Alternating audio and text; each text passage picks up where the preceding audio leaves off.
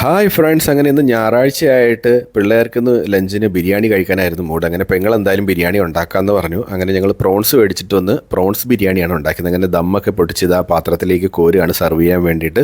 നല്ല അടിപൊളി മണം വരുന്നുണ്ടായിരുന്നു കേട്ടോ പാത്രത്തിലേക്ക് കോരുമ്പോൾ തന്നെ. അങ്ങനെ ഇനി ഇത് കഴിച്ച് നോക്കിയിട്ട് വേണം ഇതിൻ്റെ ടേസ്റ്റ് എങ്ങനെയുണ്ടെന്ന് അറിയാൻ വേണ്ടിയിട്ട്.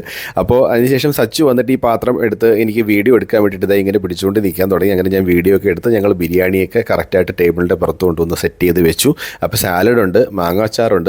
സാധാരണ ഇതിൻ്റെ കൂടെ ഒരു കോമ്പിനേഷൻ എന്ന് പറയുന്നത് നാരങ്ങ അച്ചാറാണ്, പക്ഷേ ഇന്ന് നമുക്ക് മാങ്ങ അച്ചാറാണ് ഇവിടെ നമുക്കുള്ളത്. അപ്പോൾ സച്ചു എന്തായാലും എൻ്റെ പ്ലേറ്റിലേക്ക് ആദ്യം കോരി വെച്ചു. മാമൻ എന്തായാലും കഴിച്ച് നോക്കിയിട്ട് ടേസ്റ്റ് എങ്ങനെയുണ്ടെന്ന് പറയുന്നുണ്ട്. അപ്പോൾ നല്ല ചൂടായിരുന്നു. അപ്പോൾ സാലഡും അച്ചാറും കൂടെയൊക്കെ ആയിട്ടാണ് ഞാൻ കഴിച്ചത്. കാരണം പപ്പടം പൊരിക്കുന്നേ ഉണ്ടായിരുന്നുള്ളൂ, പക്ഷേ പപ്പടം പൊരിച്ചു കൊണ്ടുവരാനുള്ള ക്ഷമ എനിക്കുണ്ടായിരുന്നില്ല ഇതിൻ്റെ മണം അടിച്ചിട്ട്. അങ്ങനെ ഞാനിതെല്ലാം കൂടെ വലിച്ചു വാരി കഴിക്കാൻ തുടങ്ങി. കഴിച്ചപ്പോഴാണ് മനസ്സിലായത്, അയ്യോ സ്വർഗ്ഗം സ്വർഗ്ഗം.